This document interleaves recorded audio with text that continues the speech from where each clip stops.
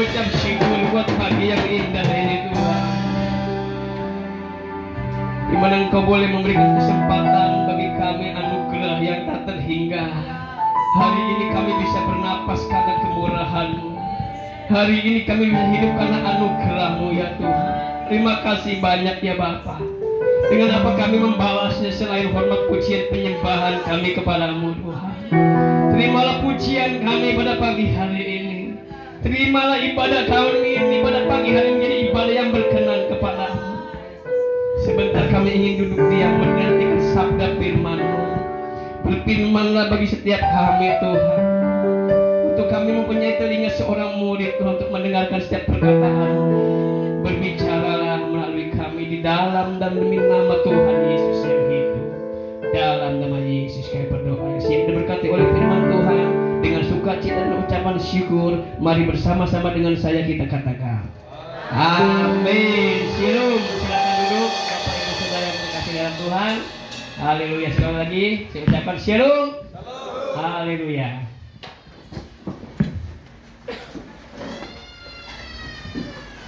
Baiklah, kita akan membahas suatu perikop firman Tuhan yang sangat penting di dalam kehidupan kekristenan kita pada saat hari ini mengiring Tuhan, saudara ya. Dalam Matius 19 ayat 16 sampai 26. Kita langsung saja buka ayat firman Tuhan kita. Matius 19 ayat 16 sampai 26, ya. Ya, Matius 19 ayat 16 sampai 26. Kita akan baca saudara ya secara pelan-pelan dengan hitungan ketiga. 1, 2, 3. Ada seorang datang kepada Yesus dan berkata, ada seorang yang datang kepada Tuhan dan mengatakan suatu guru, karena Tuhan adalah seorang guru. Guru, perbuatan baik apakah yang harus kuperbuat untuk memperoleh hidup yang kekal? Jadi seorang kaya ini bertanya, perbuatan baik apakah supaya mendapat kehidupan yang kekal? Artinya perbuatan baik apakah supaya mendapat keselamatan? Apakah keselamatan itu bisa dikerjakan dengan perbuatan baik? Apakah keselamatan itu dapat dilakukan dengan perbuatan baik? Jika orang berbuat baik, apakah dapat diselamatkan? Itu kira-kira pertanyaan orang kaya ini. Selanjutnya di ayat 17, jawab Yesus, apakah sebabnya engkau bertanya kepadaku tentang apa yang baik? Tuhan bertanya karena sudah diajarkan yang baik-baik, saudara ya. Hanya apa ini? Satu yang baik. Tetapi jikalau engkau ingin masuk ke dalam hidup, turutilah segala perintah Allah. Itu jawaban Tuhan yang pertama. Jawaban yang pertama ya, sebagai pembuka. Turutilah segala perintah Allah. Siap saudara mengikuti perintah Allah? Haleluya. Puji Tuhan ya. Orang muda ini siap ya. Kita lihat dulu. Bukan hanya sekedar siap, ada sesuatu yang mendasar, ada sesuatu yang sangat penting, esensi yang sangat luar biasa ini Tuhan ungkapkan. Kata orang kaya itu kepadanya, perintah yang mana? Yang mana perintahnya? Kan banyak perintah di hukum Taurat itu. Bahkan kita tahu banyak perintah di Alkitab dari A sampai Z. Itu banyak perintah yang mau Tuhan suruh lakukan kepada setiap orang-orang Kristen, kepada setiap murid-muridnya. Perintah yang mana? Kata Yesus, jangan membunuh, jangan berzina.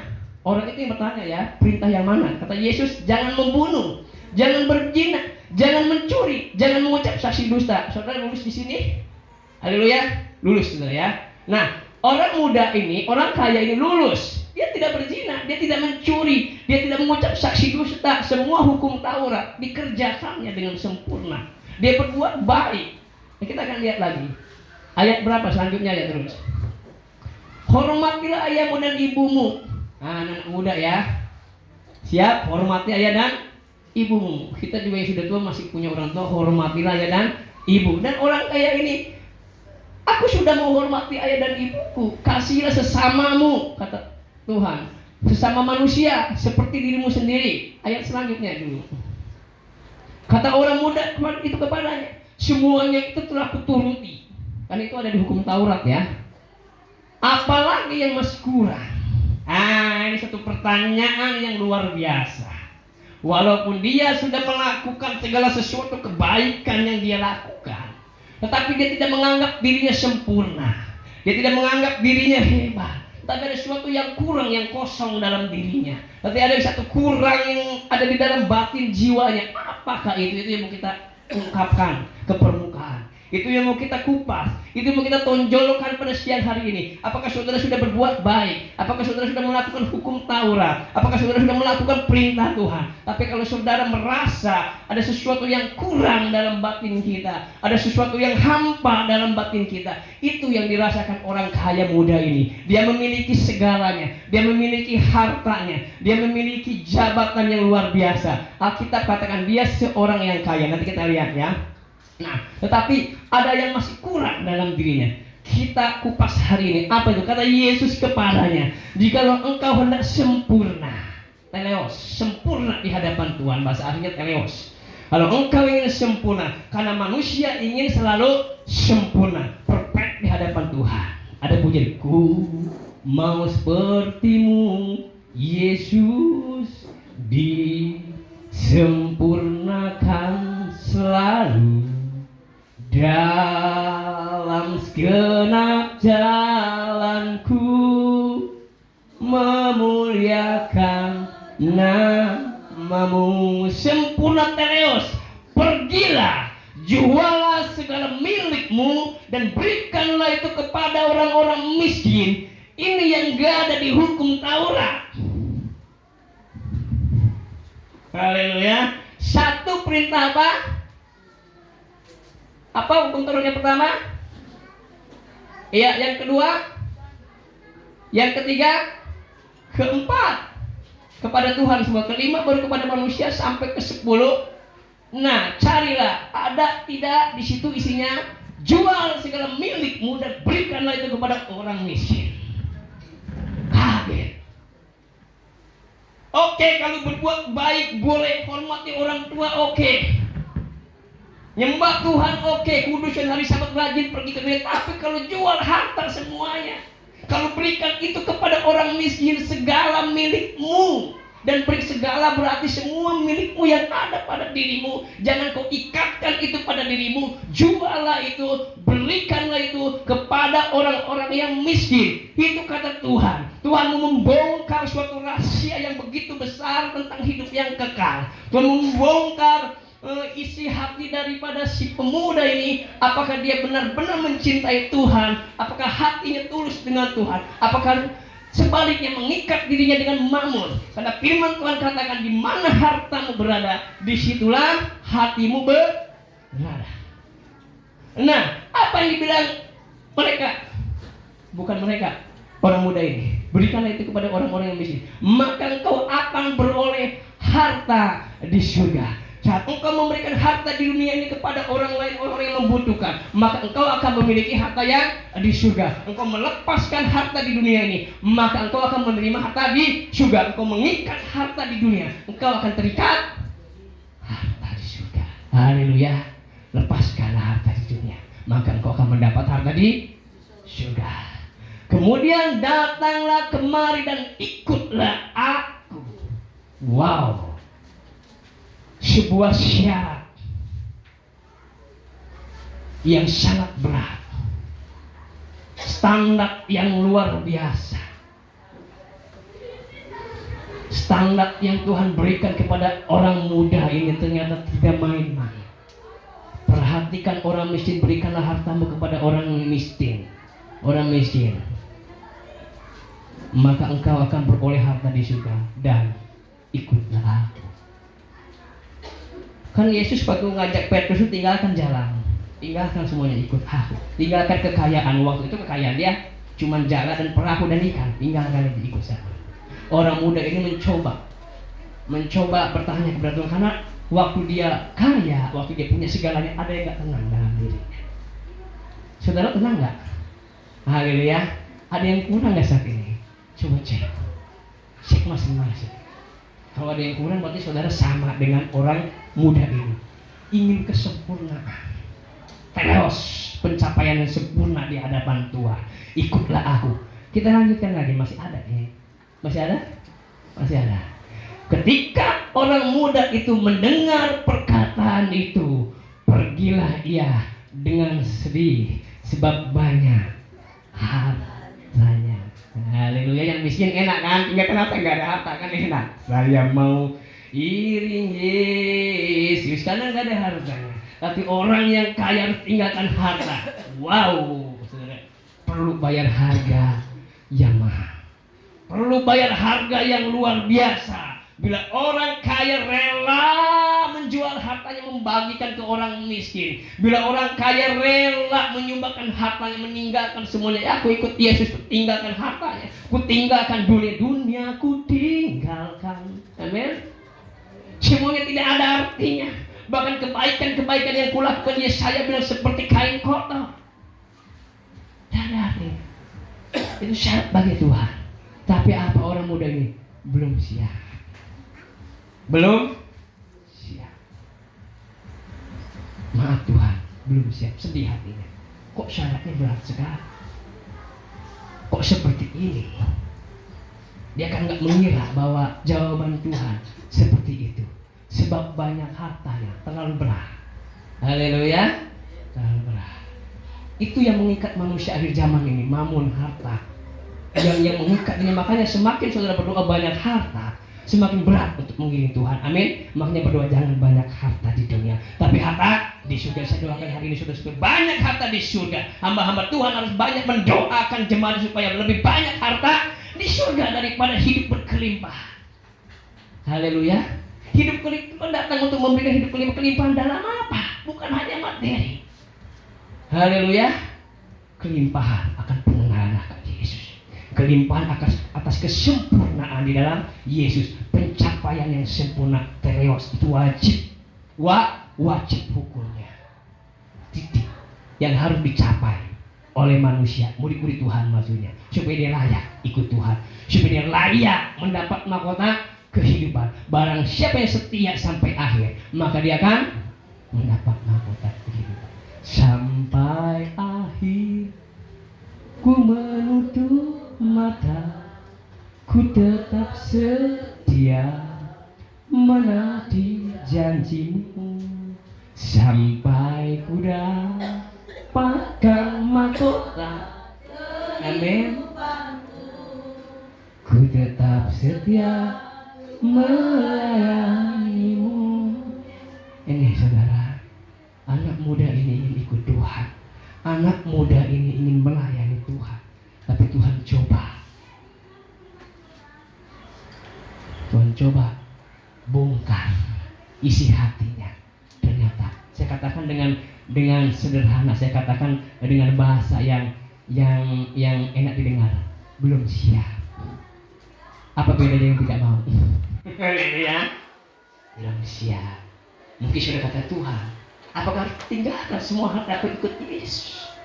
Artinya tinggalkan harta di dalam pikiran, tinggalkan harta di dalam hatimu. Harta boleh ada, saudara, nggak mungkin saudara jual semuanya kasih orang kalau belum siap. Tapi janganlah hatimu di situ, janganlah pikiranmu di situ, karena di mana hartamu berada maka disitulah hatimu. Pemuda ini di situ hartanya, di situ hatinya. Beda dengan Zakheus, waktu dia bertobat, waktu dia jumpa dengan Yesus, Yesus tidak minta, dia sendiri yang berjanji, dia sendiri yang bernazar. Berapa hartanya? 2 kali lipat akan diberikan kepada orang-orang yang miskin dan yang pernah ditindas olehnya. Itu dasar hati yang ikhlas saat berjumpa Tuhan. Beda dengan orang muda ini. Amin. Selanjutnya saudara, supaya cepat kita masuk ke firman Tuhan. Yesus berkata kepada murid-muridnya, aku berkata kepadamu, sesungguhnya sukar sekali bagi seorang kaya untuk masuk ke dalam kerajaan. Sudah sangat susah sekali. Dengan contoh ini bisa digambarkan sangat susah sekali. Tapi bukan berarti tidak ada orang kaya yang tidak bisa masuk surga. Saya tidak katakan itu. Tetapi memang sangat susah. Seperti bunyi kereta api. Susah. Lebih susah lagi. Kalau saudara susah, kalau saudara sengsara, saudara bersyukur kepada Tuhan karena saudara tidak terjebak dengan roh mamuk. Amin. Yang penting hidup bahagia, haleluya, bersama Tuhan. Kalau sudah kaya, terlanjur kaya, enggak apa-apa, nikmati, haleluya. Tapi bagikanlah itu semua kepada orang-orang yang membutuhkan. Di situ ada hak anak yatim, di situ ada hak para janda-janda, di situ ada hak pekerjaan untuk pekerjaan Tuhan, di situ ada hak orang lain. Haleluya, bahkan ada hak untuk Tuhan. Sudah paham? Hitung-hitungannya berapa persen? Maka daripada itu, sungguh susah sekali orang kaya untuk masuk ke dalam kerajaan surga. Kenapa saudara? Sampai Tuhan ilustrasikan seperti ini. Ayat terakhir mungkin ini ya. Apanya? Sekali lagi aku berkata kepada lebih mudah seekor unta. Saudara tahu unta ini unta, benar-benar unta yang tinggi, badannya besar, lehernya tinggi, kan itu unta yang ada di padang gurun. Semua tahu unta saudara ya. Oke, unta masuk melalui lubang jarum. Lubang jarum itu lubang yang terkecil pada saat itu. Bahkan hari ini pun lubang jarum adalah lubang yang terkecil. Carilah lubang yang paling kecil selain lubang jarum, ada nggak? Lu cari. Artinya apa? Kemustahilan. Ya, sekali lagi aku berkata kepadamu, lebih mudah seekor unta masuk melalui lubang jarum daripada seorang kaya masuk ke dalam kerajaan. So, begitu susahnya. Artinya apa? Pertanyaan pertama saudara ingat, perbuatan baik. Dengan apa aku berbuat? Artinya apa? Susah sekali orang berbuat baik ini itu untuk masuk kerajaan surga. Karena bukan perbuatan baik yang membuat orang untuk masuk ke dalam kerajaan surga. Makanya mustahil seperti unta masuk ke lubang jarum. Mustahil orang bisa masuk surga, bisa masuk ke dalam kerajaan yang kekal, bisa diselamatkan dengan hanya melakukan perbuatan-perbuatan baik. Itu mustahil. Haleluya. Seberapa perbuatan baik manusia? Sangat mustahil. Jadi apa yang mau dibagikan oleh Tuhan? Bukan karena perbuatan baik manusia diselamatkan, tetapi karena kasih karunia dan anugerah Tuhan. Yang situ juga ada anaknya. Haleluya. Jadi mustahil sekali manusia bisa diselamatkan dengan pekerjaan-pekerjaan, perbuatan-perbuatan baik saja. Sama dengan mustahilnya lubang seekor unta masuk melalui lubang jarum. Itu mau Tuhan tekankan. Jadi bukan perbuatan baik. Mustahil, sangat susah. Seperti unta masuk lubang jarum. Begitu susahnya orang yang berbuat baik ingin masuk kerajaan surga. Orang kaya itu kalau sudah berbuat baik lebih baik dari kita. Haleluya, tapi tidak bisa masuk kerajaan surga. Kenapa? Karena dia belum diselamatkan. Hanya dites, bukan dites, hanya syarat yang memberikan. Jual hartanya, dia tidak mau. Kalau dia mau jual hartanya, dia mau diselamatkan ikut Yesus, maka dia akan diselamatkan. Begitu mahalnya keselamatan itu. Haleluya. Tuhan berikannya gratis. Tuhan berikannya secara cuma-cuma. Tetapi saat ikut Tuhan harus bayar harga. Salah satunya adalah menjual hartanya. Itu harga yang harus dibayar. Haleluya. Kita masuk ke dalam firman Tuhan. Lubang jarum. Ya, kita tadi lihat ada lubang jarum di situ, suatu lubang yang terkecil. Nah, mendengar ini, murid-muridnya gempar. Di situ ada murid Tuhan. Semua gempar di situ. Kenapa mereka gempar? Kalau begitu siapa yang bisa diselamatkan? Kalau dengan perbuatan baik tidak bisa diselamatkan, lalu siapa yang bisa diselamatkan? Berarti orang untuk diselamatkan. Kan seperti itu. Bagaimana ini kata murid-muridnya? Siapa yang bisa diselamatkan? Nah, hal ini Yesus mengkonfirmasikan, ya, bahwa hal itu tidak mungkin, memang tidak mungkin bagi manusia. Haleluya, tetapi mungkin bagi Tuhan. Bagi manusia memang tidak mungkin. Bila unta bisa masuk ke lubang jarum. Bagi manusia memang tidak mungkin semua kebaikan-kebaikan bisa menyelamatkan, tapi Allah punya solusi. Allah punya jalan keluar. Saat kau percaya kepada Yesus, dengan mulut mengaku dan dengan lidah percaya, maka kau akan diselamatkan. Haleluya. Tuhan punya solusi. Dia mati di atas kayu salib untuk menebus dosa manusia, sehingga perbuatan-perbuatan baik manusia itu hanya untuk dikerjakan setelah mendapat keselamatan. Tapi karena bukan perbuatan baik mereka, maka diselamatkan. Tetapi karena anugerah, kasih karunia, maka semua manusia boleh diselamatkan yang mau menerima Dia, Yesus sebagai Tuhan dan Juru Selamat. maka dia akan diselamatkan. Dan setelah diselamatkan, dia tahu diri.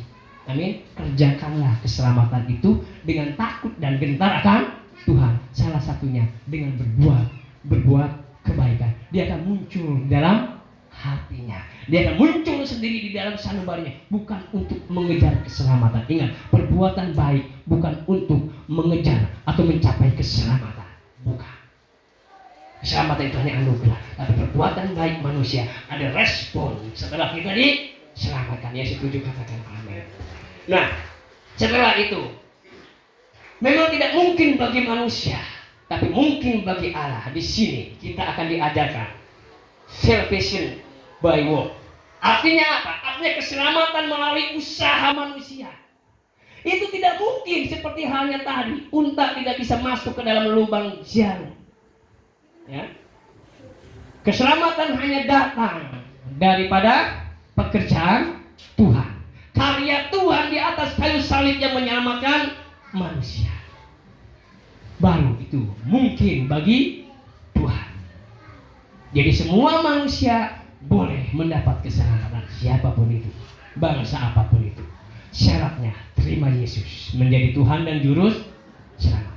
Kita lihat orang muda ini dalam Lukas 18, kita lihat ayat penguat. Tadi Matius, kita ada di Lukas, ada di Markus sebenarnya. Di Markus 10 pun ada, di Lukas 18 pun ada, di Matius 19 pun ada. Jadi ada 3 tokoh yang menulis ini, yaitu Matius murid Tuhan, Lukas juga murid Tuhan seorang tabib, dan satu lagi adalah Markus, saudara ya. Oke, Markus nggak ada di 12 murid Tuhan ya. Ya, ini sama juga ya. Nah ya, tentang lubang jarum juga ya. Oke. Nah, coba Matius 10 ayat 22 kita lihat. Markus, iya betul, Matius 10 ayat 22. Maaf, sudah Matius 10 ayat 22. Matius 10 ayat 22 di sini. 3 2 1. Dan kamu akan dibenci semua orang oleh karena namaku, tapi orang yang bertahan sampai pada kesudahannya akan. Ini dia syarat mengikut Tuhan. Ini dia setelah orang diselamatkan, dia ikut Yesus, dia menjadi murid Tuhan. Tetapi ada harga yang harus dibayar. Saat saudara ikut Tuhan, jangan sangkal Yesus. Karena apa? Dan kamu akan dibenci semua orang. Jadi kalau saudara ikut Tuhan dibenci orang, saudara jangan kaget. Saudara nggak usah bingung, nggak usah merajut, nggak usah apa. Karena itu sudah ada di dalam firman-Nya. Dan kamu akan dibenci semua orang, bukannya disayang. Haleluya. Bukannya disayang atau dimanja, justru sebaliknya. Saudara akan dibenci oleh semua orang karena namaku. Tetapi orang yang bertahan sampai pada kesudahannya akan selamat. Ini yang sangat berat yang tidak bisa dilakukan oleh orang muda ini. Kita akan lihat seorang muda ini banyak kekayaannya. Anak muda tadi yang bertanya kepada Yesus kelebihannya. Yang perlu kita perhatikan, pertama, banyak kekayaannya. Dan orang kaya pada zaman itu sangat sedikit. Hanya beliau ini orang kaya ini, dan siapa? Herodes. Hanya sebagian sedikit orang yang kaya pada waktu itu, dan dia pun dihormati. Jelas orang kaya pasti dihormati pada zamannya. Dia ada seorang pemimpin jemaat Yahudi. Kurang apa lagi? Dia seorang pemimpin jemaat Yahudi. Mungkin dia disebut dengan tua-tua. Ya, walaupun umurnya masih muda. Walaupun masih muda umurnya, tapi dia menjadi tua-tua di Yahudi. Bagaimana dengan moralnya? Bagaimana dengan akhlaknya? Bagaimana dengan tingkah laku? Tadi dikatakan jangan membunuh, jangan berzina. Apa yang dibilang dia? Dia sudah lakukan. Berarti moralnya luar biasa. Akhlaknya berarti bagus. Lalu apanya lagi kita lihat? Rendah hati. Kenapa rendah hati? Alkitab mencatat di ayat lain ya, di Matius ataupun di Lukas tadi. Alkitab mencatat dia datang, berlari, menghampiri Yesus, lalu berlutut. Itu tanda dari rendah hati. Kalau orang sudah berlutut berarti rendah hati. Bagaimana berarti dengan karakter, dengan akhlaknya? Bagus. Dia menghampiri Yesus dengan sopan. Dia datang, dia berlari, berlutut. Nah, Menjadi pertanyaan poinnya hari ini bagi kita setelah melihat kisah ini. Nilai positif kebaikan dari orang kaya tadi, karakternya bagus, ya, rendah hati, moralnya bagus. Poinnya apa? Siapa di antara kita yang memiliki karakter di atas? Boleh angkat tangan? Haleluya? Enggak ada. Angkat tangan boleh, amin. Saudara harus punya karakter di atas. Apa? Rendah hati, berlari, berlutut menghampiri Yesus. Berarti kita kalah dong sama orang muda itu. Berarti kita hanya anugerah saja diselamatkan. Tetapi karakter dan perbuatan kita berarti masih di bawah standar. Malu dong sama orang kaya tersebut. Anak muda tuh masih muda. Nah, walaupun karakternya sudah bagus, walaupun dia orang kaya, walaupun dia sebagai pemimpin, tapi saya katakan di awal, kok masih ada yang kurang? Apalagi yang masih kurang? Nah, itu tadi pertanyaannya mau saya tarik ya, mau saya tarik ke permukaan ini untuk bahan perenungan kita pada siang hari ini. Ada kata-kata apalagi yang masih kurang. Itu perkataan yang luar biasa. Itu pengakuan yang luar biasa. Seorang anak muda, seorang kaya yang sudah berbuat baik, yang sudah melakukan hukum Taurat, rendah hati lagi, masih bertanya, adakah yang kurang? Wow. Beda dengan kita ya, sudah merasa kita hebat, sudah merasa kita sempurna, aku sudah melakukan ini itu, aku sudah melakukan pelayanan ini, pelayanan itu, aku sudah melakukan ini dan itu, berdoa menyembuhkan orang sakit, bernubuat dan sebagainya. Tapi Tuhan katakan, inilah engkau pembuat kejahatan karena hidupmu tidak sesuai dengan firman Tuhan. Anomia, hidup yang tidak selaras dengan firman Tuhan. Itu pembuat kejahatan, itu orang yang tidak sesuai dengan firman Tuhan, hidupnya anomia bahasa asing. Nah, seperti ini, pemuda ini masih merasa dirinya tidak sempurna. Apa yang masih kurang? Kok ada yang mengganjal di hati ini? Kebenaran yang saya bagikan siang hari ini, peristiwa ini ya mengungkapkan suatu kebenaran, suatu rahasia Tuhan yang ada dalam Alkitab, intisari dari firman Tuhan. Intinya yaitu apa? Hidup kita, saudara dan saya, dan semua yang ada dimanapun berada saat ini, sebagai manusia, ya, sebagai manusia, kita harus menyadari bahwa ada suatu tempat yang kosong dan tidak bisa diisi oleh apapun itu kecuali Yesus. Haleluya. Cek hati saudara, sadar nggak di dalam hati saudara ada sesuatu yang kosong? Betul nggak? Ada nggak sesuatu yang kosong di lubuk hati yang dalam? Itu yang dirasakan oleh pemuda itu. Uang banyak harta, tapi kok ada yang kosong, kok ada yang kurang. Berbuat baik udah, ini yang kurang. Seperti orang-orang zaman dahulu, orang-orang ateis zaman dulu, orang-orang yang nggak punya Tuhan zaman dahulu, di dalam dirinya ada kekosongan.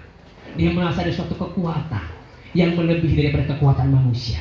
Maka disitulah muncul suatu kepercayaan. Itu awalnya ada kepercayaan, ada agama. Sama dengan pemuda ini, terusik hatinya. Sama kan dengan Pontius Pilatus enggak mau mengapakan Yesus, memfitnah Yesus, hatinya enggak tenang. Ada sesuatu yang enggak tenang di hatinya untuk menjolimi orang benar. Terlebih lagi istrinya sampai bermimpi. Ada saudara dibuat enggak tenang hati saudara oleh karena Roh Kudus, oleh karena Tuhan. Itu berarti Tuhan sayang sama saudara. Dan roh Tuhan sedang bekerja menyempurnakan saudara. Tapi menjadi pertanyaan, kalau kita tenang-tenang saja, kita merasa sempurna, merasa sudah oke, pelayanan oke, rohani udah oke, semua udah oke, kita merasa nggak ada yang kurang. Coba tanya kepada Tuhan, Tuhan, contoh dari anak muda ini bertanya, apa yang kurang dalam hidup ini? Apalagi yang masih kurang? Nanti Tuhan akan berikan sesuatu. Tuhan akan mengecek hati kita. Jadi gitu saudara ya. Nah, tidak ada satupun tempat yang bisa diisi oleh apapun, ya, kecuali Yesus hanya satu. Bagi kita semua di tempat ini sudah percaya Tuhan, maupun dimanapun saat ini saudara berada yang menyaksikan siaran ini, mungkin hati saudara saat ini sedang kosong. Walaupun banyak harta, walaupun banyak kekayaan, tapi hati saudara kosong saat ini. Biar Roh Kudus bekerja siang hari ini. Sesuatu yang kosong itu perlu diisi dengan Yesus. Ingat, keselamatan tidak bisa dibeli oleh perbuatan-perbuatan baik. Keselamatan tidak bisa dikerjakan oleh perbuatan-perbuatan baik. Saat ini keselamatan hanya bisa dikerjakan oleh karya Yesus. Barang siapa yang percaya dengan mulut dan hatinya, ia akan diselamatkan dan akan dibenarkan. Hari ini bagi saudara yang dimanapun berada ini, terima Yesus. Setelah ibadah dia taruh tanganmu, tidak ada, angkat tanganmu kepada Tuhan, terima dia sebagai Tuhan dan Juru Selamatmu. Bagi saudara yang di tempat ini, mungkin saudara yang belum percaya Yesus dengan sungguh-sungguh, setelah firman ini ditebakkan biar Roh itu bekerja. Oh, memang ada yang kosong dalam diriku, memang ada yang kurang dalam diriku. Yesus yang selama ini ada dalam diriku, kok aku merasa jauh? Dia tidak jauh, dia hanya sejauh doa. Hari ini tepat waktunya engkau datang kepada Tuhan, akui segala kesalahan dan dosa-dosa. Dia akan mengampunimu. Bagi engkau yang sudah pelayan Tuhan, bagi engkau yang sudah ikut Tuhan berlama, katakan kepada Tuhan, apa yang kurang dalam dirimu. Hari ini saya yakin dan percaya Tuhan akan berikan itu, sesuatu yang kurang itu, dan Tuhan akan menyempurnakannya. Seperti Tuhan sempurna, sempurnalah sebab aku sempurna. Teleos, pencapaian yang sempurna. Saya yakin sebagai manusia saya tidak sempurna. Dan semua berdoa sama Tuhan, Tuhan apa yang kurang dalam diri saya? Tuhan apa yang harus saya kerjakan? Kita semua sama, manusia yang gak ada yang sempurna. Makanya saudara, bukan sempurna dulu baru melayani, melayani dulu baru sempurna. Dalam proses kesempurnaan menuju sampai kapan? Sampai Yesus datang kali kedua. Jangan lama-lama, jangan lama-lama, karena waktunya sudah semakin dekat. Gunakanlah kesempatan ini untuk terus mencapai kesempurnaan. Kita kembali ke sini, saudara ya. Nah, banyak orang, termasuk orang kaya ini, yang mengisi kekosongan tadi di hatinya dengan apa? Dengan karirnya. Kan sibuk, kalau dengan karir kan jadi sibuk, gak ada yang kosong lagi. Dengan kekayaannya, dengan hartanya, dengan obat-obat terlarang, dengan seks bebas, dengan kekuasaannya, dengan apapun itu yang bisa mengisi kekosongan jiwanya. Ya, sementara. Tapi tetap batinnya akan terus menuntut hatinya itu, nuraninya itu terus. Dia akan bekerja di dalam. Ada yang kurang. Makanya banyak orang yang bertobat seperti itu. Ada yang kurang dalam diri. Tidak ada kepuasan yang didapat dari harta. Tidak ada kepuasan didapat dalam kekuasaan. Tidak ada kepuasan di dalam seks bebas. Tidak ada kepuasan di dalam narkoba. Ujungnya maut semua. Kepuasan hanya di dalam Yesus Kristus. Terimalah hari ini Dia sebagai Tuhan dan Juru Selamat. Wahyu 3:20 kata, lihat dia berdiri di muka pintu dan mengetuk pintu. Barang siapa membuka pintu, maka Tuhan akan bersama-sama dengan dia. Hari ini buka pintu saudara. Yang di tempat ini, di mana pun berada, buka pintu hari ini. Dia akan masuk ke pintumu dan angkat pujian kepada Tuhan. Mari masuk, mari masuk, masuk hatiku. Yesus hari ini buka hati kita. Biarkan Roh itu bekerja seluas-luasnya, sehingga kita berkata, Tuhan apa yang kurang dalam hidupku. Dan bagi yang belum terima Yesus, Tuhan aku mau terima Engkau. Waktunya sudah tidak lama lagi. Bila Injil ini diberitakan secara global, setiap firman Tuhan harus diberitakan kemana-mana. Dia akan berkelipatan 10, 20 sampai 100 kali lipat. Itu Injil. Cara kerjanya seperti ragi. Begitu dia bekerja, ragi itu kerjanya nggak kelihatan atau mengembang. Itulah firman. Haleluya. Jadi 10, 20, 30 itu bukan kelipatan uang, maaf saudara. Lihat konteksnya, baca. Di situ kelipatan tentang Injil Kristus, ya. Jadi kalau saudara persembahan 10, saudara nggak bakal dapat 3 juta. Yakin, tidak percaya, nggak bakal dapat. Ini sungguhnya. Itu tentang Injil. Jadi nggak usah dilipat-lipat, kecuali dipecah-pecah. Roti itu dipecah-pecah ya. Berikan kepada orang miskin. Maka apa yang kau terikat di dunia akan terikat di surga. Apa yang kau tuai di dunia akan di surga juga. Haleluya. Nah, kita kembali ke sini. Kita akan lihat ya. Nah, jadi intinya Alkitab mengajarkan bahwa masalah terbesar manusia bukan dalam perbuatan-perbuatan, ya. Tapi apa? Masalah manusia itu di dalam dirinya, yaitu tentang dosa. Masalah terbesar manusia yaitu tentang dirinya. Amin. Setiap manusia itu punya masalah tentang dirinya dan harus introspeksi diri bahwa diri kita adalah orang-orang berdosa. Itu masalah yang sesungguhnya dalam diri manusia. Bukan manusia mengejar kebaikan untuk memperoleh keselamatan, tetapi manusia harus menyadari dirinya bahwa dirinya adalah orang berdosa. Sadar diri bahwa kita adalah orang berdosa, orang yang perlu Yesus. Itu masalah yang terbesar dalam diri manusia. Makanya Yesus mati di atas kayu salib untuk menebus dosa manusia. Dengan susah payah dia harus mati, korbankan dirinya untuk menebus dosa manusia. Ya.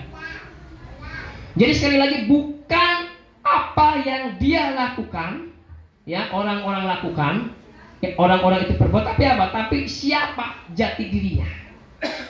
Orang yang bertanya siapa jati dirinya, dia pasti akan bertanya siapa Tuhannya. Sebelum kamu mengenali siapa Tuhanmu, kenali siapa dirimu, jati dirimu dulu. Bertanya-tanya dalam batin, siapakah aku ini? Siapakah aku ini, Tuhan? Jadi biji matamu, kenali dirimu siapa? Pertama kan kalau belum kenal Yesus, kalau belum seperti sekarang, udah rohani sekali sekarang kan? Ya, orang berdosa Tuhan.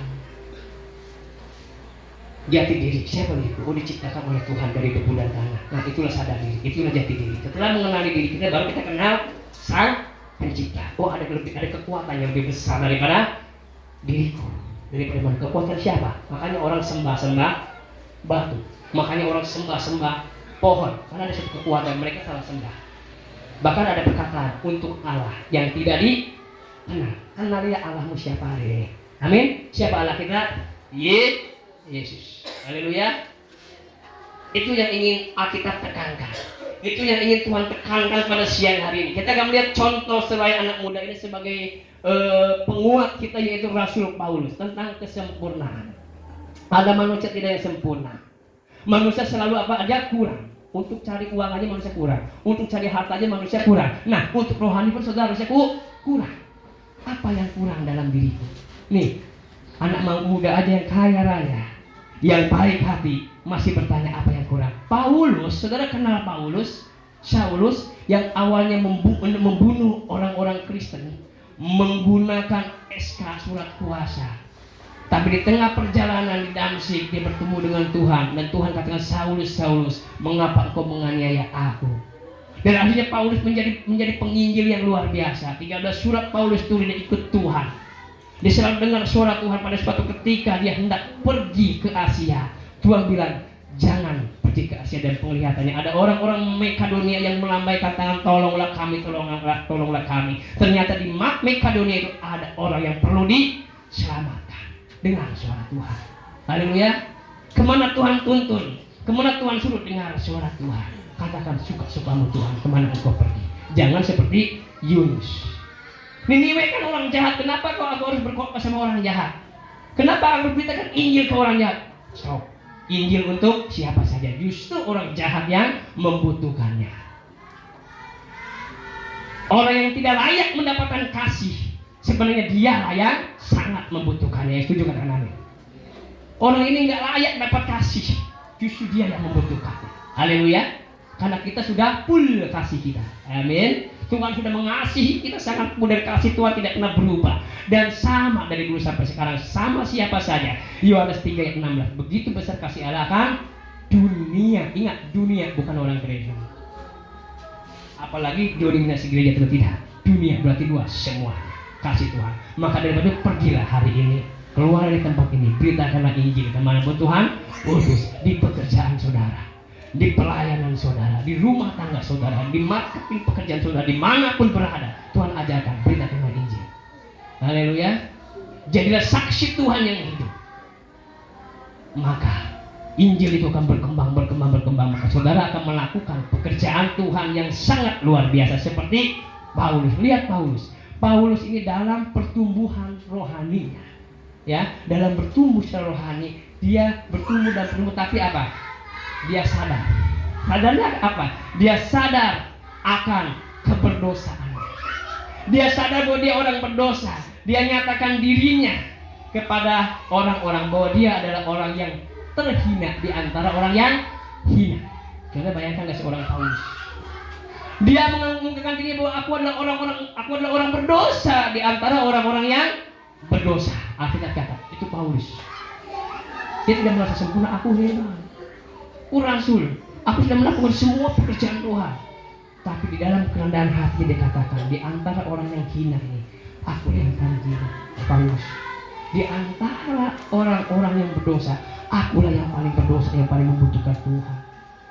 Sehingga Alkitab mengakui bahwa Paulus adalah orang-orang yang luar biasa dalam pertumbuhan rohani. Dan saudara tahu di akhir hidup Paulus apa yang dia katakan? Alkitab mencatat, saya tulis di sini, di akhir hidupnya Paulus katakan, di antara orang-orang berdosa, maka dialah yang paling berdosa di akhir hidup. Paulus katakan. Luar biasa. Merasa diri kurang di hadapan Tuhan, merasa diri rendah di hadapan Tuhan, merasa ada yang kurang Tuhan. Sempurnakan aku. Kalau orang yang sudah merasa sempurna, susah untuk disempurnakan. Kalau orang sudah merasa hebat, susah untuk ditegur ya. Tapi kalau orang sudah koreksilah, tegurlah, berilah masukan. Aku tidak sempurna, apalagi sama Tuhan. Tuhan maha sempurna. Kalau kita sudah sempurna, hebat kali kita. Sampai kapanpun manusia tidak akan sempurna. Jadi manusia jatuh ke dalam dosa, manusia tidak akan sempurna. Tapi karya Tuhan menyempurnakan hidup saudara. Haleluya. Nah, terakhir, di ayat terakhir tadi, Tuhan membongkar hati pemuda tersebut dengan pertanyaan tadi ya, di ayat 19. Coba ayat terakhir. Saya senang sekali ayat terakhir, Matius 19 ayat 19. Yang dulu menjual hartanya itu udah dibongkar sama Tuhan. Ini dia, Matius 19 maksud saya, ayat 19. Ini ya, betul ini. Iya, yang sudah jual harta itu ayat berapa kira-kira ya? Buat terus, jangan suruh menjual harta.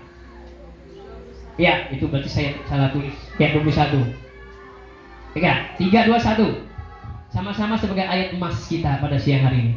Kata Yesus kepadanya, jikalau engkau hendak sempurna, pergilah, jualah segala milikmu dan berikanlah itu kepada orang-orang miskin, maka engkau akan beroleh harta di surga. Kemudian datanglah kemari dan ikutlah. Catat, ini ayat emas kita. Haleluya. Ini ayat penguat kita bila ayat ini bekerja di dalam diri orang-orang Kristen, orang-orang percaya. Karena dengan ayat ini Tuhan sedang membongkar orang kaya tersebut. Tuhan membongkar hati pemuda tersebut. Jadi hatinya dibongkar. Pengen tahu Tuhan kayak gimana nih kalau dites dulu jual harta kayak gimana. Hari ini kalau Tuhan bongkar, saudara mau enggak? Haleluya. Saya bertanya dulu kepada yang di sini lah dulu. Ini memang nggak lihat karena nggak ada lampu saudara ya. Tapi nanti masuk ke YouTube. Hari ini bagi saudara yang ada di tempat ini, kalau Tuhan bongkar, kira-kira mau enggak? Amin. Dan di tempat lain menyaksikan tempat ini, kalau Tuhan bongkar hari ini hatimu, apakah engkau benar mengasihi Tuhan? Yang udah percaya Yesus nih, yang udah percaya Yesus, gak perlu percaya lagi 2 kali, sekali aja dibaptis sudah cukup. Tapi yang belum percaya Yesus, nanti kita ada tantangan. Siapa percaya Yesus, angkat tanganmu, katakan Tuhan aku mau terima Engkau. Tapi yang ada di sini dan bagi saudara yang di luar Yesus sudah percaya Yesus, ini saatnya mau Tuhan bongkar. Pemuda ini Tuhan bongkar hatinya. Tuhan tes lalunya, apakah engkau mencintai aku? Ternyata apa? Lebih cinta hartanya. Tapi memang firman Tuhan, iya dan amin ya, harus mau tidak mau saudara harus dibongkar kalau ikut Tuhan. Setuju tidak setuju, kalau saudara belum siap, ya belum siap Tuhan. Tapi siap tidak siap, waktunya Injil harus diberitakan, harus saudara harus siap dikoreksi Tuhan. Harus siap dibongkar. Kalau hari ini kita bongkar-bongkaran. Amin. Hari ini kita buka-bukaan di hadapan Tuhan, menelanjangi iblis. Saat kita terbuka, maka iblis sedang ditelanjangi. Surga bersukacita. 1-2 orang bertobat. Bukan hanya bertobat, saudara berubah pun surga sukacita. Bukan Kristen seperti yang dulu. Aku masih seperti yang dulu. berubah oleh akal pembaharuan budimu. Saat firman ini diberitakan, firman itu tajam seperti pedang bermata dua, menusuk sumsum hati yang terdalam, bahkan seperti garam yang menembus, saudara. Ini kalau luka itu dikasih garam, wow. Begitu pun hati saudara yang hancur, kasih firman Tuhan. Haleluya, itu kekuatan firman. Firman Tuhan adalah kekuatan Allah. Bukan hanya untuk orang Yahudi, tapi untuk orang Yunani juga, untuk siapa? Bukan hanya untuk di tempat ini saja, di luar sana pun siapapun itu. Kebetulan zaman sekarang zaman yang sudah canggih, Injil bisa diberitakan kemana-mana. Enggak harus saya pergi ke Papua, enggak harus pergi ke Niat, enggak harus saya pergi ke Cianjur, enggak harus pergi kemana-mana. Cukup di tempat ini live, saksikan oleh banyak orang dengan tujuan untuk memuliakan nama Tuhan. Amin. Bukan cari ini, dan enggak akan dapat cari. Haleluya. Barang siapa cari Yesus, maka akan mendapatkan segala.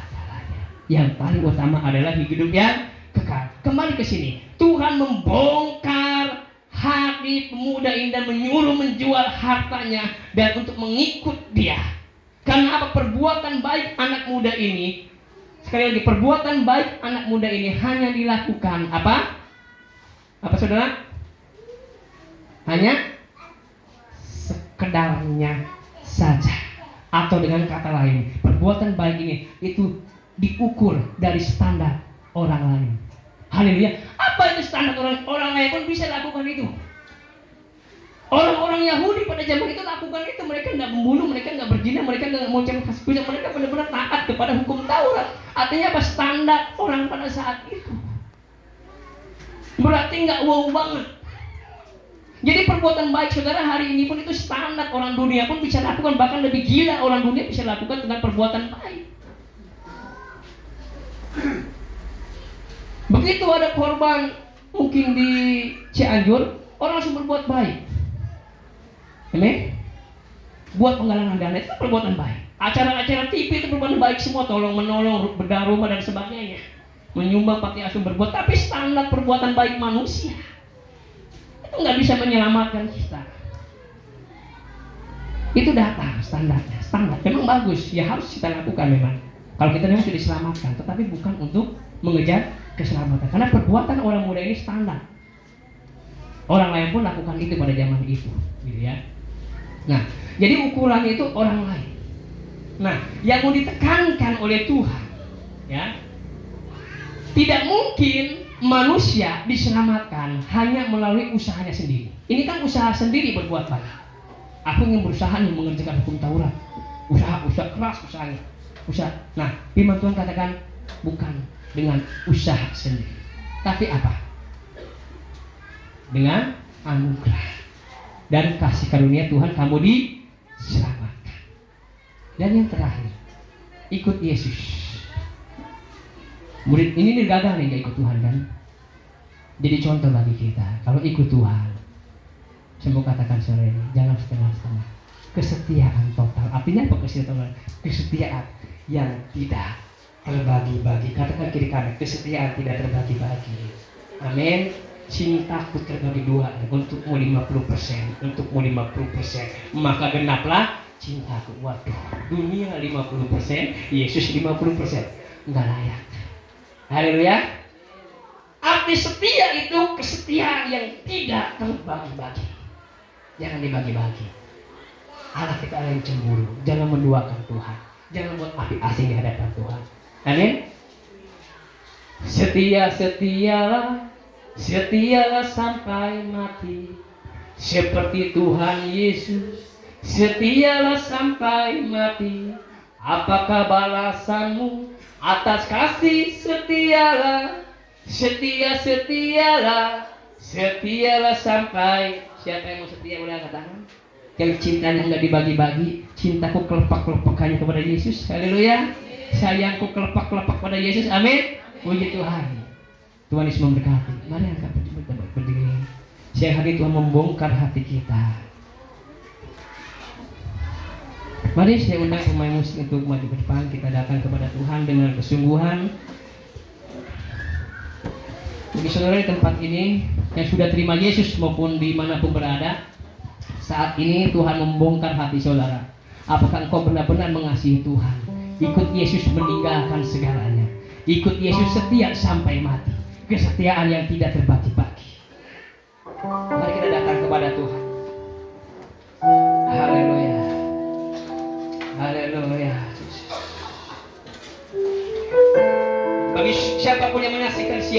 ini, dimanapun Anda berada saat ini, keselamatan bukan diperoleh dari perbuatan-perbuatan baik, bukan karena kelakuan saudara, tapi keselamatan itu datang daripada anugerah karya Yesus Kristus.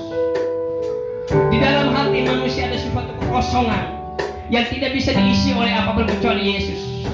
Bila di luar tempat ini ada saudara yang merasa hatinya kosong, ada saudara yang merasa saya butuh Yesus, saya sudah lama butuh Yesus, datang hari ini kepada Tuhan, akui Dia sebagai Tuhan dan Juru Selamat. Maka setelah kau menerima Yesus, datanglah pada gereja terdekat, minta dibimbing, minta dimuridkan. Biar Roh Kudus bekerja siang hari ini.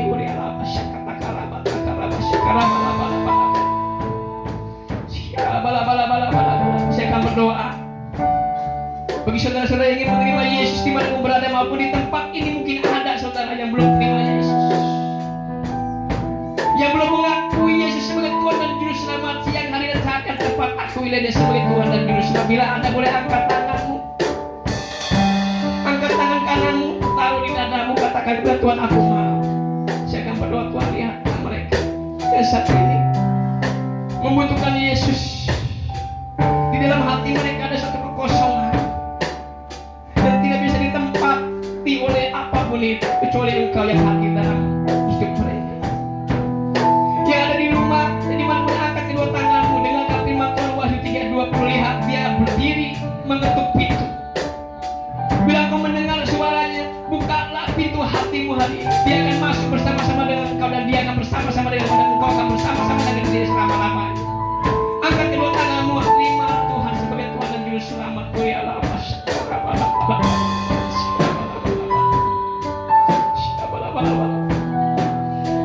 Dia adil adanya, Dia pengasih dan penyayang. Dia akan ampuni segala dosa-dosa. Dosamu yang merah seperti kain kusumba akan Tuhan putihkan seputih salju. Dalam nama Yesus, terimalah Dia. Masuklah Tuhan dalam hidup mereka. Masuklah Tuhan dalam hidup mereka. Dalam nama Yesus. Hari ini saudara di tempat ini, saudara di tempat ini maupun yang di luar sana, yang sudah terima Yesus, yang sudah ikut Tuhan bertahun-tahun lamanya, bahkan yang sudah melayani Tuhan. Bila dalam dirimu berkata, Tuhan ada yang kurang dalam